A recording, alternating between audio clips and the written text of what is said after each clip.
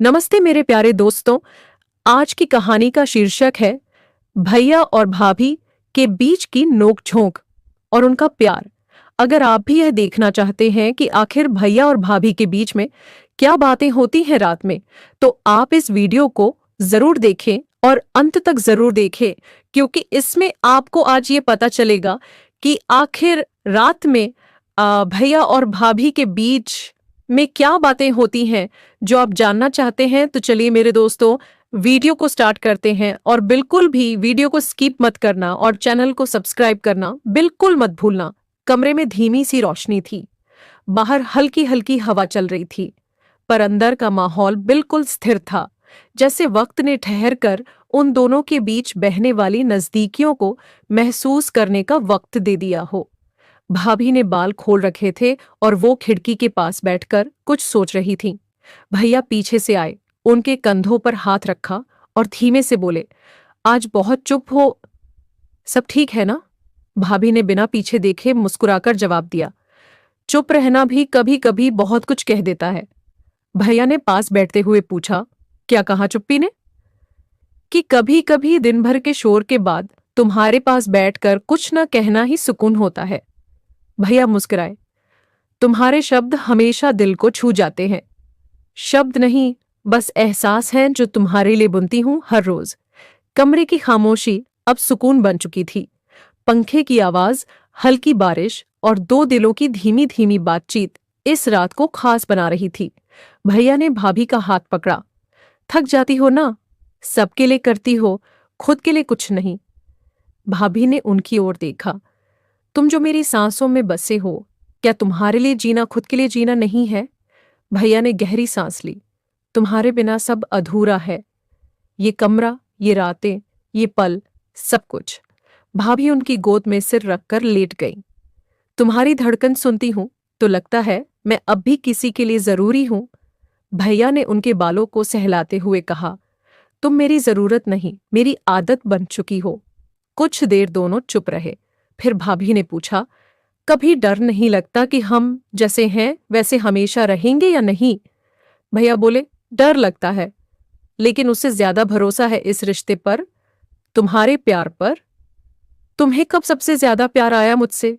भाभी ने आंखें मूंदते हुए पूछा, जब तुमने मेरी गलती पर चुपचाप मेरी थाली में खाना परोस दिया था, बिना कुछ कहे। उस दिन समझ गया था तुम सिर्फ पत्नी नहीं, मेरी आत्मा की दवा हो। भाभी की आंखों में नमी सी तैर गई।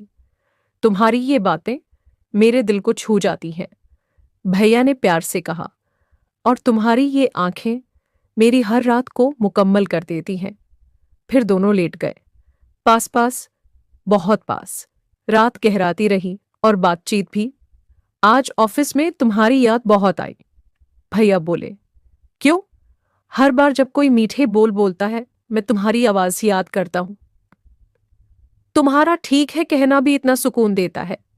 भाभी धीरे से हंसी, तुम्हारा प्यार भी अजीब है, हर बात में मुझे ढूंढ लेते हो, क्योंकि तुम हर बात में शामिल हो, मेरी सोच, मेरी थकान, मेरी भूख, मेरी नींद, सब में। भाभी ने करवट बदलते हुए पूछा, अगर मैं कभी बहुत दूर चली जाऊं तो? भैया ने कसकर पकड़ लिया, मैं तुम्हें कभी जाने ही नहीं दूंगा, और अगर चली भी गई तो हर रात तुम्हारी यादों से बातें करूंगा, ठीक ऐसे ही। भाभी चुप हो गई। शायद उनकी पलकों के पीछे कोई सपना चल रहा था, जो भैया के सीने से लगकर और सजीव हो गया था। रात का एक और घंटा बीत गया।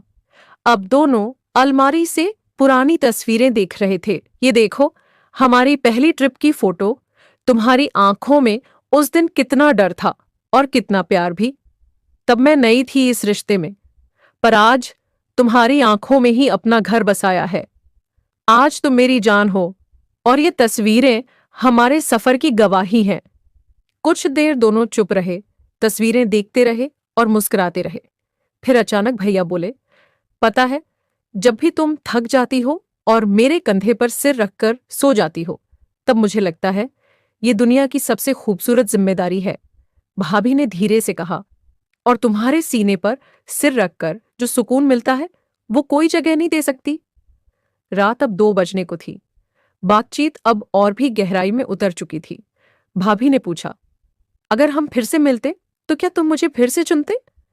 हर जन्म में, हर बार, सिर्फ तुम्हें।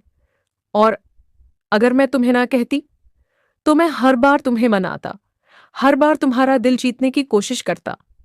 फिर एक लंबा सन्नाटा हुआ। भैया ने भाभी के माथे पर किस किया और बोले, आज की रात बहुत खास है। क्यों? क्योंकि आज तुम पहले से भी ज्यादा मेरे करीब लग रही हो।